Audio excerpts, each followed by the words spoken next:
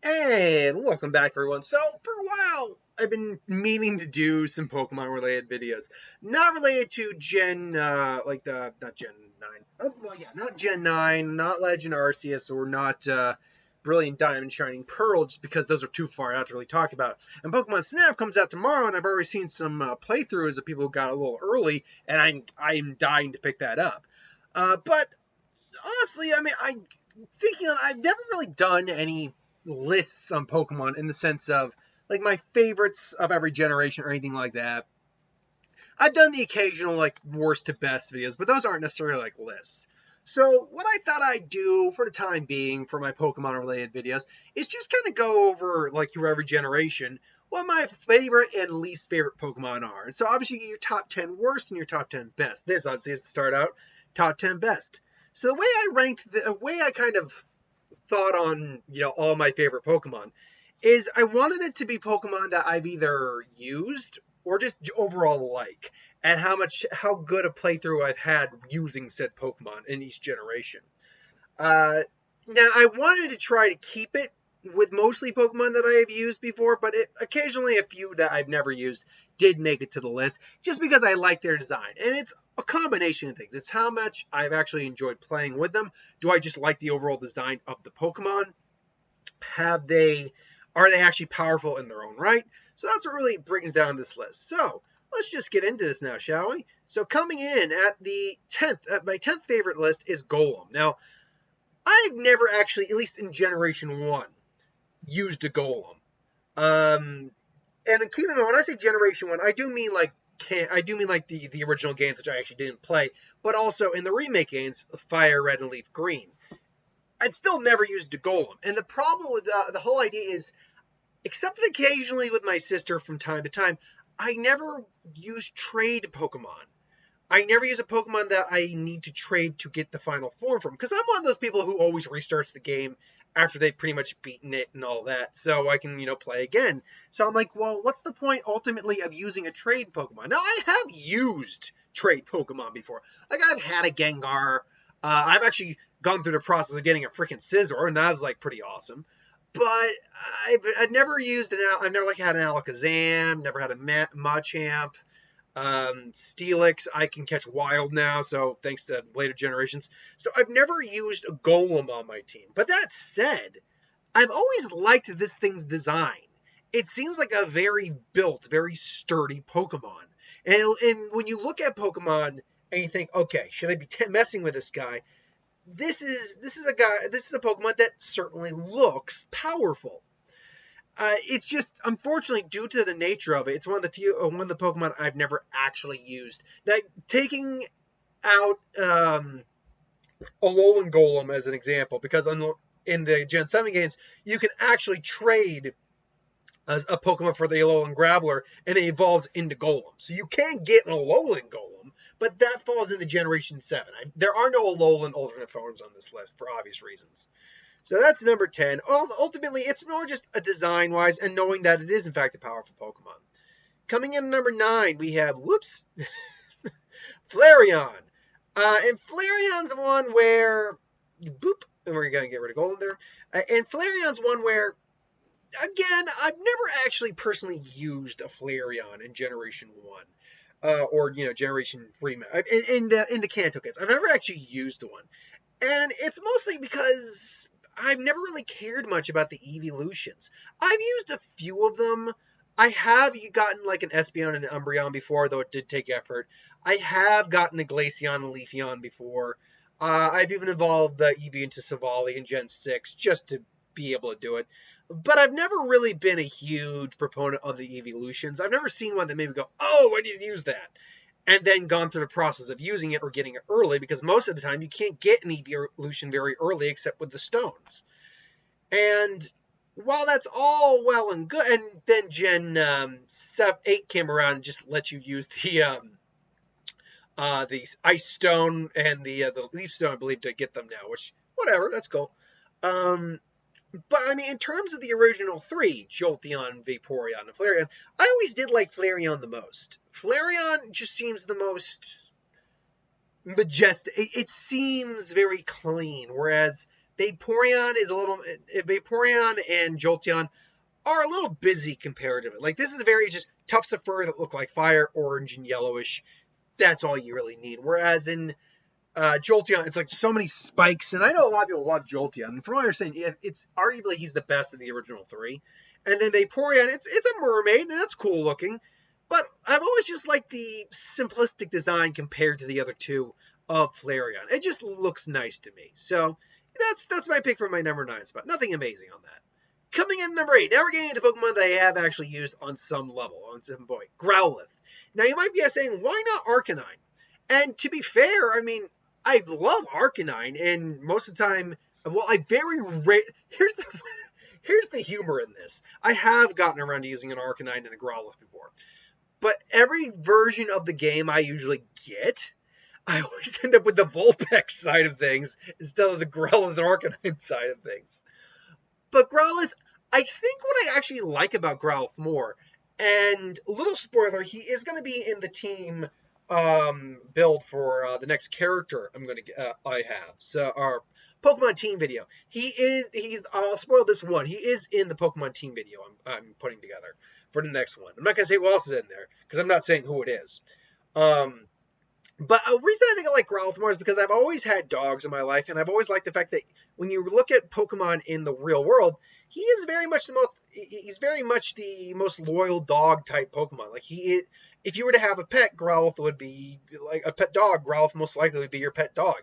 Most people aren't going to be keeping Houndowers. Most people aren't going to be using Poochyena or Mightyena because those are hyena. The Zoroark line or Foxes, so is Fennekin. So the only other option you have really is Yamper and Bolthound, and that's it. This is really the kind of like the de facto man's best friend Pokemon, and I've always liked Growlithe for that. I love Arcanine too. Ultimately, I mean, in theory, if these are all to be just fully evolved Pokemon, it would be Arcanine on this list, not Growlithe. But yeah, it's Growlithe at number 8 spot. Number 7 goes to the enigmatic, the beautiful, the lovely Scyther. Scyther! That was me, by the way. Scyther, I think a lot of people just like Scyther. Now, I've used Scyther, as I said, I'll use Scizor too. And occasionally when I play, replay Heart Gold, Soul Silver, I'll still get like a Scyther in the bug catching contest. The only downside is you can't, again, it's a trade evolution. That's why Scissor's in Gen 2, but that's why Scizor is so, as much as I love Scizor, I don't play with Scizor because I don't like going through the rigmarole to get the damn thing. But Scyther Scyther to me is just a cool looking Pokemon. And it's been effective when I have played before. It's not like it's not a powerhouse or anything, but it's a solid Pokemon with a decent stat line. It's a Mantis Pokemon. Scyther is just a cool Pokemon to me. And it really just takes the number 7 spot because I just think it's cooler than the other 3 in terms of just being badass like. So coming in at the number 6 spot is our good old friend here, Mr. Snorlax. Now, Snorlax actually has the distinction of being a powerhouse. I don't always use a Snorlax when I get one. Like Gen 6, you can get a Snorlax also. You can find a wild Snorlax in the Galar region. And maybe I'll catch it next time I play my Shield and Sword playthrough. But obviously, the infamous Snorlax is in Gen 4 or Gen 1, where he's blocking the road. But Snorlax is like a legitimate powerhouse. It is bulky as hell and has a serious amount of power to it. Obviously, it's also very slow. So, you always got to take that into consideration. But because it's normal, I can learn God knows how many moves. And it really is an OG tank of a Pokemon. That thing has won so many battles on its own for me that it might as well be one of the best Pokemon ever, at least in my opinion. But in terms of original generation Pokemon, it only comes in at number 6. But now we're in the top 5 is where my mind was originally going with that statement. And coming in at the number 5 spot, Sandslash. Now, why Sandslash? I have used Sandslash before, and I like it. It's not supremely powerful, but it's a sturdy Pokemon. It's fast. It's got a good attack stat. But I've always loved the design of this thing. It's a shrew pangolin type of combination of a creature, but it always looks fierce. Like it looks ready to attack. It looks ready to fight. It always looks like it's ready to go. Between design and it's just a really well designed Pokemon. It's a perfectly designed evolution. And it's always been one that stood out to me as being a really just solid entry. If I can usually get a Sandslash, I'll get a Sandslash just because I like its design and everything that goes with it. So yeah, I mean Sandslash to me, man, all the way. Just because I love that guy. But now we're in the top four. Top four, and this one comes up as the great old Ivysaur. Now, when talking about Gen 1, I've always been, and I know a lot of people's like, Charizard, no, Squirtle. No, man, Bulbasaur. Bulbasaur all the way. Now, people were like, well, Bulbasaur, he goes through the first 2 gyms. It's too easy. No, it's not. And again, it's not too easy just with Bulbasaur. And yeah, he completely takes on the first 2 gyms, no problem. That's why I like him. I've played with all of them. But the Bulbasaur line has always been my favorite. I've always been the grass starter. For me, grass starter all the way. But sometimes I'm also inclined to go with one of the other starters if I'm not a fan of the grass starter. It's been very rare that I'm not a fan of the grass starter. Actually, I'm thinking on it now. I don't think I've never not been fond of the grass starter. So, I mean, my first playthrough was almost always the grass starter. But why Ivysaur over Bulbasaur? Because when I really look at the evolutions, second stage evolutions of all the evolutions really of the Generation 1 starters, like Charizard's fine. I've actually never loved. I like Charizard fine, but I never loved it. Same with Blastoise. I never loved Blastoise. And then I don't love Venusaur either. Surprisingly, I don't love any of these final evolutions. I like them fine. I just don't love them. So then thinking on, it's like, well, do I love any of the first stage, like the starting stages? And I'm like, well, they all look like starters. There's none that really stand out to me. What about the middle stages? And when I look at the middle stages, I'm like, okay, Wartortle is way too busy. And there's no logic to the Wartortle where Squirtle goes into Wartortle and then turns into Blastoise. So, like, there's no logic behind that. Like, okay, I gained this big floofy tail only to lose my big floofy tail again. And then my wing ears go away as well. There's not much logic to that. And then Charmeleon really is just a darker Charmander with a pointier face and head. That's it. Whereas Ivysaur to me is kind of like the perfect example of a middle stage evolution. Bulbasaur starts out as a little toad dinosaur thing with a bulb on its back. Here he turns into a bigger version of that. He's got more of these spots on his face, body. He looks a bit more matured. He's also larger, but the flower starts to bloom. Now the flower is still closed, but the flower is now released. So he now turns into Ivysaur. And to me, Ivysaur has always just been a reliable, good, sturdy Pokemon. Like, there's nothing wrong with Ivysaur in my mind. It's like kind of like the perfect midway evolution point. That, Quilava and Bayleaf, I think, and Grovyle are like some of the best examples of like the perfect middle stage evolutions of Pokemon. If I were to think real quick on some of the other ones, Monferno is a good one. None of the Unova starters. Really, none of the well, maybe Froggy or Braixen, maybe. Really, none of the Torracat's actually a really good one. And then Incineroar kind of completely goes another way. And then I mean, other than that, Ivysaur to me is like one of the best examples of perfect mid-stage evolution. So he gets the number 4 spot, but he doesn't get the number 3 spot. That honor, my friends, goes to Dratini. Dratini is just like the perfect, when you think of a dragon, this serpent-like dragon. I love the fact that it's a serpent dragon. That I think is awesome. And the fact that it does in fact have wings. Those ears are actually wings, which are really cool.